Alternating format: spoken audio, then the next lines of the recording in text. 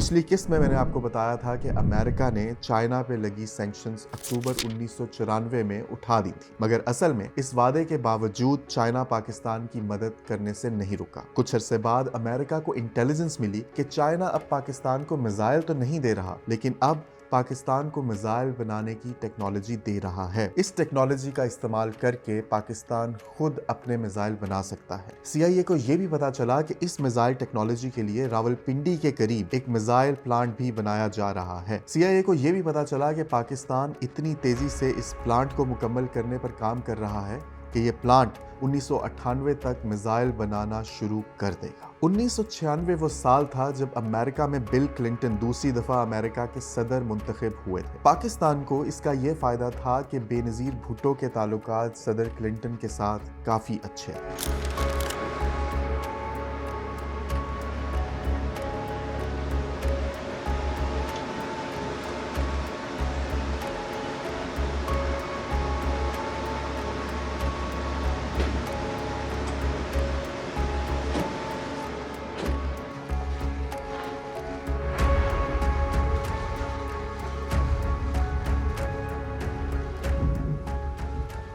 I don't think what happened was fair to Pakistan in terms of the money. Now, under the law, we can't give up the equipment. The law is clear. So I intend to consult with the Congress on that and see what we can do. I'm encouraged by my discussions with the President this morning and the understanding that he has shown for Pakistan's position. I welcome the Clinton administration's decision to work with Congress to revise the press limit.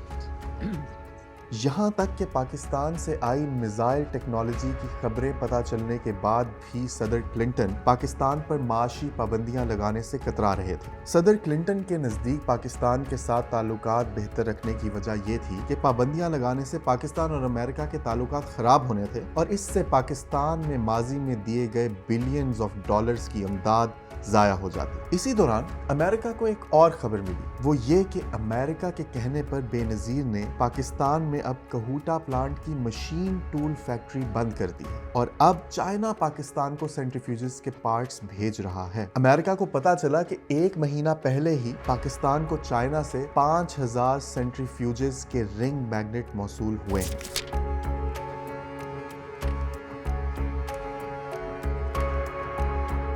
اس کے علاوہ اسی سال 1996 میں امریکہ کو یہ خبر بھی ملی کہ چائنا نے پاکستان کو اسپیشل انڈسٹریل فرنس بھی بھیجی ہے۔ اس فرنس یعنی بھٹی کو استعمال کر کے پاکستان اب خود سے یورینیم کو بوم میں استعمال کرنے کے لیے گول شکل میں تبدیل کر سکتا ہے۔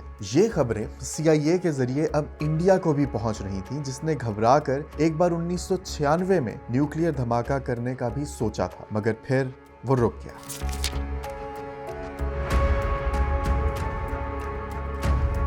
اس سب کے درمیان پاکستان اور نارتھ کوریا کے تعلقات بھی مضبوط ہوتے جا رہے تھے۔ 12 مارچ 1996 میں نارتھ کوریا سے پاکستان جانے والے ایک بحری جہاز کو تائیوان میں روکا گیا۔ اس جہاز سے 15 ٹن کا امونیم پرکلوریٹ یعنی راکٹ پروپیلنٹ پاکستان اسپارکو بھیجے جاتے پکڑے گئے۔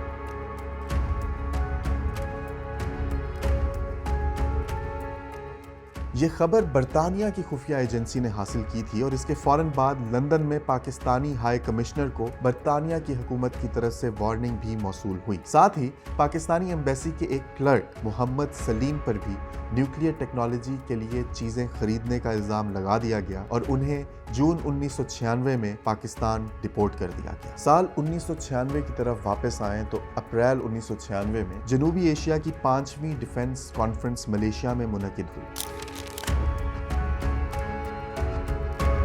اس کانفرنس میں خان ریسرچ لیبارٹریز کا سٹال بھی لگا، جس پر عبدالقدیر خان خود کھڑے تھے۔ کہا جاتا ہے کہ عبدالقدیر خان خود کانفرنس میں آنے والوں کو خان ریسرچ لیبارٹریز کے بروشرز دے رہے تھے۔ ان بروشرز پر لکھا تھا کہ خان ریسرچ لیبارٹریز اپنی سروسز دوسرے ممالک کو نئی ٹیکنالوجی دینے کے لیے بھی پیش کرتا ہے۔ اس کانفرنس کے 3 ہفتوں کے اندر ہی ہانگ کانگ کی کسٹم نے چائنا سے پاکستان جاتے ہوئے راکٹ فیول پروپیلنٹ کے 200 کنٹینر پکڑ لیے۔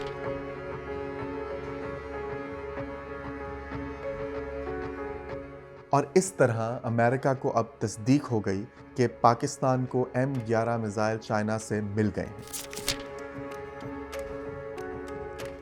इसके फौरन बाद अमेरिका की CIA और बरतानिया की MI6 ने दोबारा अपनी सारी बड़ी सैटेलाइट्स फिर से पाकिस्तान की तरफ मोड़ दी। पाकिस्तान और चाइना के दरमियान चलने वाले जहाजों पर कड़ी नजर रखी जाने लगी। पाकिस्तान और चाइना फिर से इन खबरों से इनकार करते नजर आए।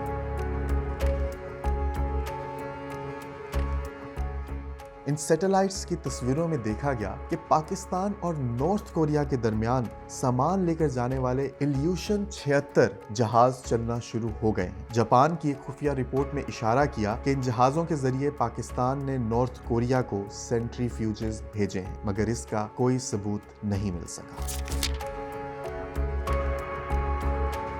अमेरिका को इसके अलावा और भी ममालिक में पाकिस्तान की सरगर्मियों का पता चल रहा था। उन्हें इस बात का अच्छी तरह अंदाजा था कि पाकिस्तान को इस वक्त पैसों की अशद जरूरत है।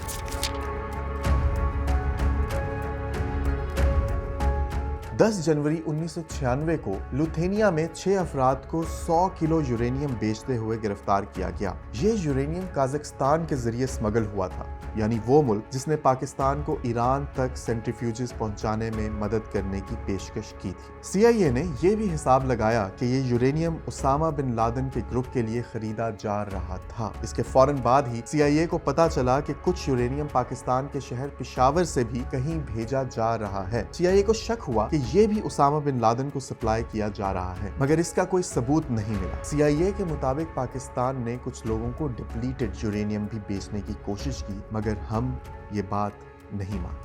March, April 93, I had proposed to the then Prime Minister Nawaz Sharif to put the display and sale at Dubai Defence Fair armored, piercing, fin-stabilized, depleted uranium rounds to convey that we have tons of depleted uranium, that we can produce thousands of DU rounds and we don't need to steal a few grams of weapon-grade plutonium from power plants. I don't know, कई चीजें हम नहीं बताना चाहते। यहाँ ये सब चल रहा था और उधर पाकिस्तान में 14 अगस्त 1996 के दिन पाकिस्तान के सदर फारूक लेगारी ने पाकिस्तान का सबसे बड़ा सिविल एजाज निशान इम्तियाज अब्दुल कदीर खान को नवाज दिया। इसके एक महीने बाद कहा जाता है कि सिपा सहाबा और लश्कर तैयबा तालिबान का साथ देने अफगानिस्तान चले गए। इसके बाद 26 सितंबर को तालिबान ने काबुल पर कब्जा कर लिया। CIA को इत्तला मिली कि मई 1996 में उसामा बिन लादेन भी सूडान छोड़कर अफगानिस्तान पहुंच गए थे। CIA के मुताबिक तालिबान के साथ लाहौर के करीब मुशर्रफ की बनाई हुई मरकज दारा अल अरशान के मुजाहिद भी थे। इसके अलावा मौलाना मसूद अजहर की जैश मोहम्मद भी इस सब में शामिल थी। ये वही मौलाना मसूद अजहर थे जिन्हें इंडिया ने फरवरी 1994 में गिरफ्तार कर लिया था, मगर बाद में मुजाहिदीन ने 155 अफराद से भरा इंडियन एयरलाइन का जहाज अगवा करके इन्हें इंडिया से आजाद करवाया था। अगस्त 1996 में अमेरिकी एजेंसीज ने अपनी हुकूमत को एक और इतला दी। उन्होंने बताया कि हमें पता चला है कि चाइना अब पाकिस्तान को काला शाह काकू के अंदर एक मिसाइल फैक्ट्री लगा के देने की मदद कर रहा है।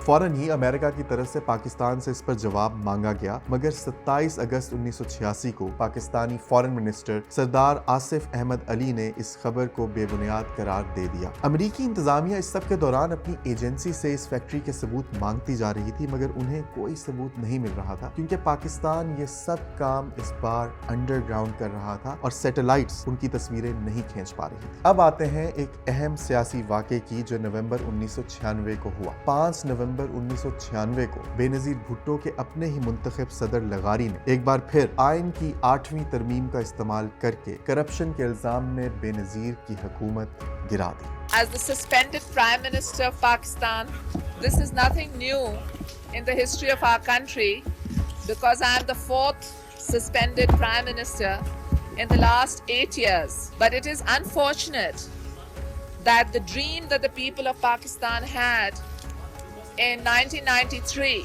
that we had at last secured a democratic future for ourselves by electing a president on a platform of being against the dismissal of assemblies, was brutally shattered. It seems that power is such an intoxicant that people who sit on the chair forget that the masters of their destiny are the people, And nobody is an Amir al-Momineen who has a right to decide the fate of a nation. Mr. Farooq Lighari himself has sat by me like these colleagues and condemned the dismissal of assemblies. And Mr. Farooq Lighari has broken his pledge with the people of Pakistan, his solemn commitment with his leader myself, his solemn commitment to the people of Pakistan, who are the trustees of God. He has broken his commitment with the trustees of God by breaking the assemblies. Benazir से जब बाद में इसके बारे में पूछा गया तो उन्होंने बताया कि उनकी हुकूमत असल में अमेरिका ने इसलिए गिरवाई है कि उन्होंने पाकिस्तान के लिए नॉर्थ कोरिया से नो डॉन मिसाइल खरीदे।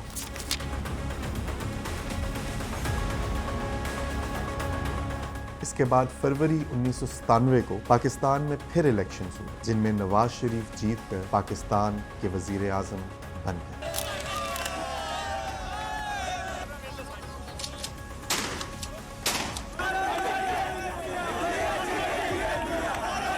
The president has responded to the aspirations of the people of Pakistan, and to get rid of this government, to get rid of Benazir Bhutto's administration was a public demand. It had become a public demand. अगर मेरी तरह आपको भी लगता है कि पूरी दुनिया के खिलाफ हम पाकिस्तानियों की इस जंग और फतह की कहानी पाकिस्तान के बच्चे बच्चे को पता होनी चाहिए तो फिर कहाँ और किस से ये वीडियो शेयर की जाए ये आप मुझसे बेहतर जानते हैं।